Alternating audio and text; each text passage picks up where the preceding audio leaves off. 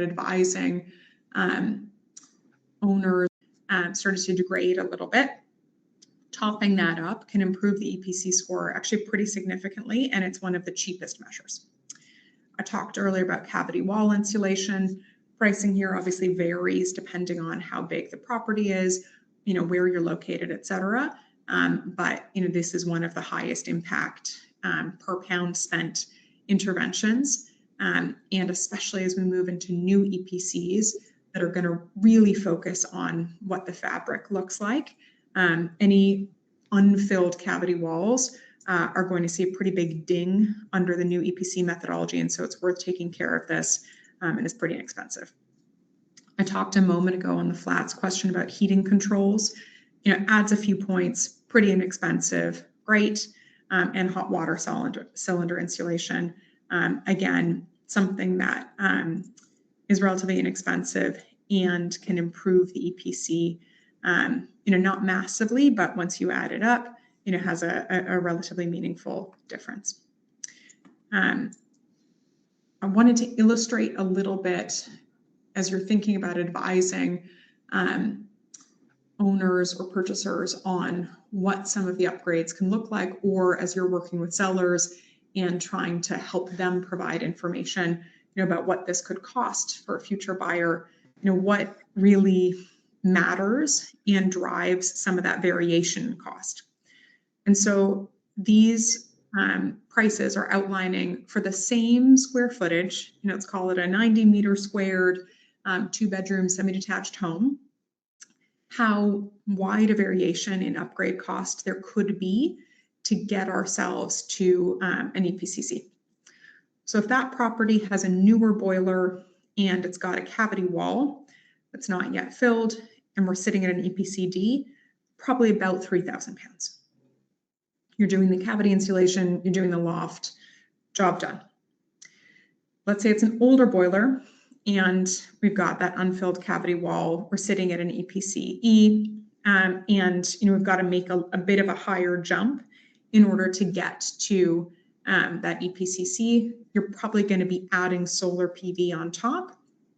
Maybe we're doing about a 4 kilowatt peak system. That's probably adding about another £5,000 or so to the price of the upgrade. And so we're looking at about $8,700. Fine. All right. Let's say we've got that EPCE, it's an older boiler and it's a solid wall and it's within a conservation area and there's no chance you're going to get planning approval for solar panels. This becomes much harder. And that's probably looking at internal wall insulation and the loft, and that's going to be £22,000 before you know what you've done. And if anything, that's probably a slightly conservative estimate on the cost. That is more the situation where somebody would be looking to apply for an exemption if they're a landlord trying to think about how they comply with these rules. And if I distill it all down, what really matters when you're thinking about giving that advice to tenants, landlords, buyers, sellers on upgrade cost, it's what's the wall type and can you do solar? Cavity walls, no problem. Solid wall, if you're not going to be able to do solar panels, this becomes a lot harder. I think you made a really good point the other day as well, Anna, about, okay, if you think about if they're on that left-hand side and they are an EPCD, yes, they may not want to spend £3,000 for the sake of if they're just selling their property and it's not forced by the government in order for that sale to go through. But when you think about the price difference of the different EPC ratings and how consumers are willing to, if a home mover is willing to pay 5% more for a C over a D, then it really starts to snowball in terms of the ROI of that investment. So I think that's where the agent's recommendation is so valuable and where you can really grow that relationship just by giving quite simple advice. Actually, the ROI can be massive. Yeah, I think that's a huge point because, let's say indeed you've got a £400,000 home that's coming for sale. And we're looking at maybe £20,000 potential improvement to the sale price from getting it up to that EPC B or C. Suddenly spending £3,000 to get there, to your point, Hannah, it's quite a positive ROI, and you can help boost that sale price relatively easily, especially if it's something like cavity and loft insulation and that's all that's needed. That can be done in about a day. And so we're not looking at massive disruption. Nobody needs to leave the property. You can do it if there are current renters while the tenants are in situ. Same thing for solar panels on most properties. This takes about an afternoon. So how are the new EPC assessments going to be different? There are two big things that are changing. One is that kind of fabric first metric that I mentioned earlier. And that's going to be the primary EPC metric. How good is the insulation of the property? And then what you see on this page is we've got a choice between smart readiness and renewable systems. And so landlords will be able to choose whether they invest in some of those smart home systems or if they decide to go for electric and renewable systems, which means basically solar panels and heat pumps. How do you think about future-proofing properties ahead of this reform then? What are some of those smart investments? I think to Hannah's point earlier, really depends on what that valuation improvement can look like. Because if we are looking at 5, 10, sometimes 20% improvement, that more than pays for some of the work packages that we spoke about. Obviously, more complicated older properties, it's a bit of a different story. Homes that haven't been upgraded are likely to see their EPC score decline. And there are a few things that are changing. One is what I spoke about a moment ago. There's going to be this huge emphasis on fabric and this choice between smart readiness and renewable systems. But the assessment methodology is also changing, which means there's a lot more direct measurement. Previously, EPCs could be assessed based on assumptions on the property. So I give you an example. Homes built before 1983 were assumed not to be insulated. All properties built after 1983 were assumed to be insulated as built, and so got an automatic bump on their EPCs. But we know that not every property built after 1983 was insulated, right? And so what that now means is with EPC assessors needing to actually measure the insulation rather than default to some of these assumptions, we're probably going to see some properties downgraded.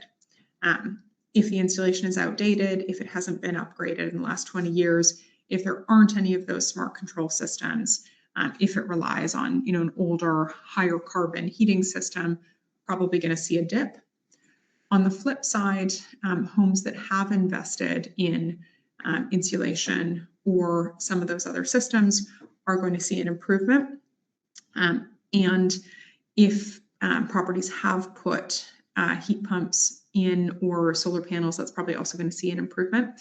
A big complaint under the previous EPC methodology was that heat pumps sometimes got a ding.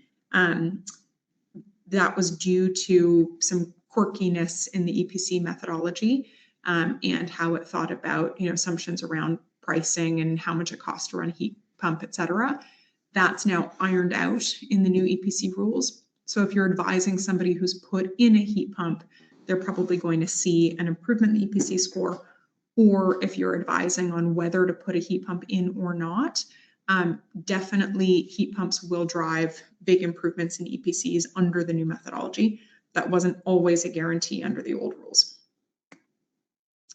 I think the other big thing is to just get to grips with what some of those costs and likely measures could be. I've tried to simplify it a bit in this conversation down to wall type and solar eligibility, but clearly it's a complex topic and there are a lot of different variables at play. I showed that page earlier saying that about 70% of renters and buyers would value agents being able to tell them about what the likely upgrades are that they're going to need to invest in and how much those are going to cost. At Domna, we offer a free energy assessment remote tool to give you that kind of quick view of, okay, about how much is this going to cost somebody. And to Hannah's point earlier, also lets you advise sellers on whether or not, there's a positive ROI from making some of these improvements pre-sale. You can access that through our ARA tool available at the QR code here, ara.domina.homes. And if you have any questions, feel free to get in touch with me or with the team. Also very happy to help on navigating grant eligibility and just how you might advise people to get into that.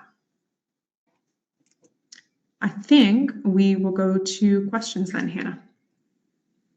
I have a feeling we have one more poll, if you can click through. Yeah, brilliant. So this is the final poll for today. So Anna's right, we are nearly at Q&A section. I can see loads of questions coming in. So just firstly, before we go into that, let's just talk very quickly about funding upgrades. So the question here is about the Warm Homes Plan, the government support scheme, which has been designed to help pay for those energy efficiency improvements. So what % of homes do you think are eligible for funding under the Warm Homes Plan? Before I've even read it out, people are quick off the mark today. So we've got 60% saying 1 in 5 homes, about a quarter of people saying about 1 in 10 homes, and about 20% saying 1 in 3. Can you talk us through it, Anna? Yeah, absolutely. So it's about 20% or 1 in 5 that are going to be eligible for funding under the Warm Homes Plan. That's UK-wide. Area by area, eligibility could be much higher. So, I mentioned the West Mids earlier. About 55% of households there are on some form of benefit program. And so in theory, about 55% of households could be eligible. So region by region, this is going to look different, but UK-wide, about 1 in 5 or about 20%. So it is worth advising on the fact that these grants and loans are there, and that this could help landlords or homeowners to reduce some of that financial burden and get some of those valuation improvements. Brilliant, thank you. Okay, so time for Q&A. I'm going to start off with the question that's popped up about 20 times already. So can you just explain how this relates with listed properties? Is there different exemptions? Are the rules different? Yeah, what's the change there?